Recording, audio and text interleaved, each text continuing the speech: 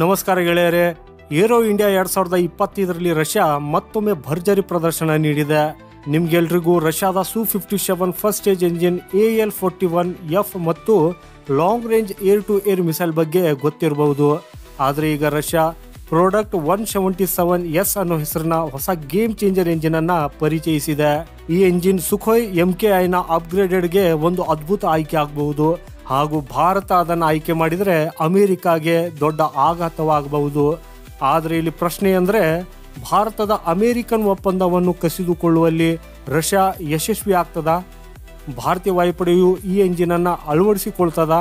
ಹಾಗೂ ರಷ್ಯಾದ ಈ ಪ್ರಾಡಕ್ಟ್ 177S ಎಂಜಿನ್ ಶಕ್ತಿ ಮತ್ತು ಅದರ ವೈಶಿಷ್ಟ್ಯಗಳು ಏನು ಅನ್ನೋದರ ಬಗ್ಗೆ ಇವತ್ತಿನ ಈ ವಿಡಿಯೋದಲ್ಲಿ ನಿಮಗೆ ಡೀಟೇಲ್ ಆಗಿ ಹೇಳಲಿದ್ದೇನೆ. ಸೊ ಇಂಟ್ರೆಸ್ಟಿಂಗ್ ವಿಡಿಯೋವನ್ನು ಕೊನೆವರೆಗೂ ನೋಡಿ ಹಾಗೂ ನಮ್ಮ ಚಾನೆಲನ್ನು ಸಬ್ಸ್ಕ್ರೈಬ್ ಮಾಡಿ. ಸೊ ಗೆಳೆಯರೇ, ರಷ್ಯಾ ತನ್ನ ಹೊಸ ಪ್ರಾಡಕ್ಟ್ 177S ಎಂಜಿನ್ ಅನ್ನ ಏರೋ ಇಂಡಿಯಾ 2025ರಲ್ಲಿ ಪ್ರದರ್ಶಿಸಿದೆ. ಆದರೆ ಇಲ್ಲಿ ಆಶ್ಚರ್ಯಕರ ಸಂಗತಿ ಅಂದರೆ, ಭಾರತೀಯ ಮಾಧ್ಯಮಗಳಲ್ಲಿ ಇದರ ಬಗ್ಗೆ ಹೆಚ್ಚು ಚರ್ಚೆ ಆಗ್ತಾ ಇಲ್ಲ.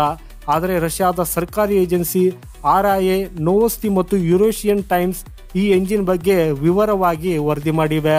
ಈ ವರದಿಯ ಪ್ರಕಾರ ರಷ್ಯಾ ಈ ಎಂಜಿನ್ ಅನ್ನ ಭಾರತಕ್ಕೆ ಆಫರ್ ಮಾಡಿದೆ ಹಾಗೂ ಇದನ್ನ 4ನೇ ಮತ್ತು 5ನೇ ತಲೆಮಾರಿನ ಫೈಟರ್ ಜೆಟ್ಗಳಿಗಾಗಿ ವಿನ್ಯಾಸಗೊಳಿಸಲಾಗಿದೆ.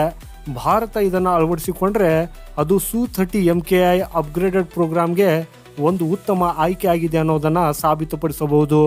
ಭಾರತೀಯ ವಾಯುಪಡೆಯ Su-30 MKI ಫೈಟರ್ ಜೆಟ್ಗಳು ಮುಂದಿನ 20ರಿಂದ 25 ವರ್ಷಗಳವರೆಗೆ ಕಾರ್ಯನಿರ್ವಹಿಸಲಿವೆ.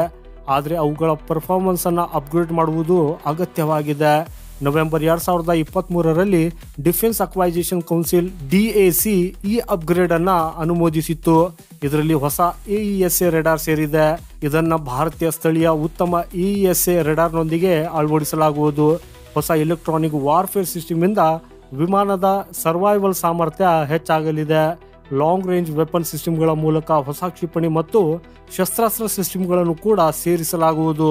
ಹೊಸ ಏವಿಯಾನಿಕ್ಸ್ ಮತ್ತು ಕಾಕ್ಪಿಟ್ ಅಪ್ಗ್ರೇಡ್ಗಳು ಪೈಲಟ್ಗಳ ಆಪರೇಷನ್ಸ್ಗಳನ್ನು ಸುಲಭಗೊಳಿಸುತ್ತದೆ. ಆದರೆ ಈ ಸಂಪೂರ್ಣ ಅಪ್ಗ್ರೇಡ್ ಪ್ರೋಗ್ರಾಂನಲ್ಲಿ ದೊಡ್ಡ ಪ್ರಶ್ನೆ ಎಂಜಿನ್ ಬಗ್ಗೆ ಇದೆ. ಪ್ರಶ್ನೆ ಅಂದರೆ, ಪ್ರಾಡಕ್ಟ್ 177S ಮತ್ತು AL-41 ಎಂಜಿನ್ಗಳಲ್ಲಿ ಯಾವುದು ಉತ್ತಮ? ಆಕ್ಚುಲಿ ಇಲ್ಲಿವರೆಗೆ ಭಾರತದ Su-30 MKI ಅನ್ನ AL-31F ಎಂಜಿನ್ನೊಂದಿಗೆ ಅಳವಡಿಸಲಾಗಿದೆ. ಆದರೆ ಈಗ ಅದು ಹಳೆಯದಾಗಿದ್ದು AL-41F1S ಭಾರತೀಯ ವಾಯುಪಡೆಗೆ ಉತ್ತಮ ಆಯ್ಕೆಯಾಗಿತ್ತು. ಆದರೆ ರಷ್ಯಾ ಇಲ್ಲಿಯವರೆಗೆ Su-35ನಲ್ಲಿ ಅದನ್ನು ಯಶಸ್ವಿಯಾಗಿ ಇಂಟಿಗ್ರೇಟ್ ಮಾಡುವುದಕ್ಕೆ ಸಾಧ್ಯವಾಗಿಲ್ಲ. ಅದಕ್ಕಾಗಿ ರಷ್ಯಾ ಈಗ ಪ್ರಾಡಕ್ಟ್ 177S ಎಂಜಿನ್ ಅನ್ನು ಪರಿಚಯಿಸಿದೆ.